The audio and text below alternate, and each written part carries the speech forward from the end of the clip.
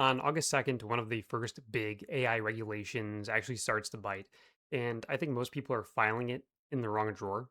It's Article 50 of the EU AI Act, and the headlines all treat it as a compliance story for legal teams. That's part of it, but there is a piece in here that is really a story about how machines read the web, which is the thing I spend most of my time on. So, the short version is starting on August 2nd, the EU requires AI generated content to carry a machine readable mark of where it actually came from.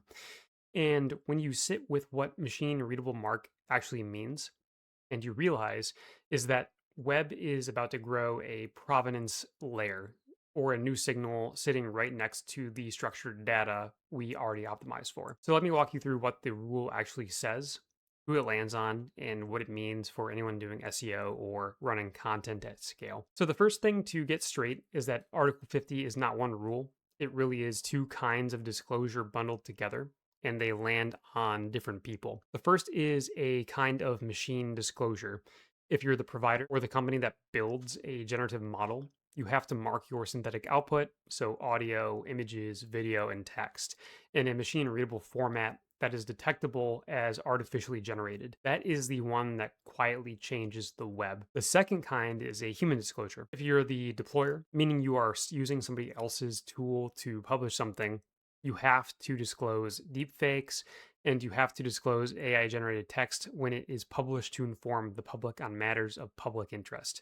So think things like health, finance, politics, that sort of thing. There's also a piece about telling people when they are talking to a chatbot and a narrow one about emotion recognition.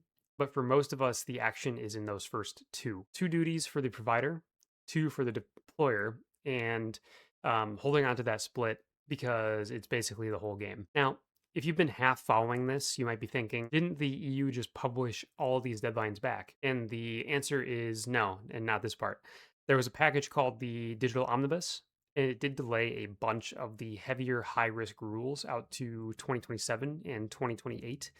But Article 50 was deliberately left alone. Its August 2nd date stands. The only softening is pretty narrow, which is that if a generative tool was already on the market before August 2nd, the marking requirement for it does not kick in until December. Anything shipping new gets no runway. And the fines are real, up to 15 million euros or 3% of worldwide turnover. So it's not just a paper rule. So here's where it gets interesting for our world. That machine marking requirement does not ask for a visible label. It asks for a machine readable one. And machine readable is basically our whole job. When a regulator says content has to be detectable as artificially generated, what they're describing is metadata, a watermark, a signed manifest, a provenance record that travels with the file. The main standard people are converging on is called C2PA. Now, I did want to also assert that this is already happening and tested it while writing the piece. And I generated an image with OpenAI's current model, the one behind ChatGPT. And I opened up the raw file and looked at what was inside. And sure enough, it already carries a full C2PA provenance record. It named the generator as, quote, OpenAI Media Service API, and it tagged the file in the standard vocabulary as trained algorithmic media, which just means AI generated. No special access, no directional model. The metadata is just sitting there in the file for any parser to read. So this is the part I want people to take away. The provenance mark is not some 2027 thing we're waiting on, or images coming out of major tools. It's already in the file today. The web is quietly growing this new attribute. And unlike schema, you don't have to author it. The tool stamps it for you. So who actually has to do that? If you are using ChatGPT or Claude or Midjourney to make content, you're a deployer, not a provider. The provider is whoever built the model, and that distinction decides who owns what. The provider owes the machine mark on the output. You, the deployer, owe the human facing disclosures. And here is the trap that I think a lot of marketers are going to walk straight into. The fact that the tool marked the file does not discharge your duty. I've been calling this the provider deployer disclosure gap. The model quietly stamps its own metadata, but if you publish a deepfake of a real person or AI written text on a public interest topic, you still owe a separate disclosure that a human can actually see. So two different layers, and neither one covers for the other. And then as far as the question everyone actually wants answered is, do I have to slap an AI label on everything? And for ordinary product marketing, the answer is almost certainly no. The public interest text rule is narrower than the panic suggests. The way to walk it, and I'm borrowing a clean decision tree from Gianna Brachetti here, is basically four questions. Is the content about a public interest matter at all? If it is there a reviewer with real expertise? Does that reviewer actually verify the claims instead of just proofreading? And is somebody willing to hold editorial responsibility for it? If you have genuine human editorial ownership, there is an exemption. If you don't, you disclose. Let me make that concrete because the abstraction hides the work. Say a skincare brand publishes an AI drafted article on whether some ingredient is safe during pregnancy, and they put an AI generated image of their founder on the page.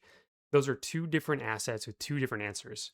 The article is the health content, so it's in scope and needs either real editorial ownership or a disclosure. The founder image is a synthetic picture of a real person, so it's a deepfake under the rule and carries its own disclosure no matter what the copy says. Same page, two answers, which is why the right question is not, is our marketing exempt? It's asset by asset. The unit of analysis here is the asset and not the page. Now, the question I get the second people hear label your AI content is, wait, this is going to tank my rankings. And the honest answer is there's no evidence today that a provenance mark is a ranking penalty. Google has said for years it rewards helpful content regardless of how it's produced. So treating this as radioactive is not supported by anything on the record. But here is the distinction I think matters.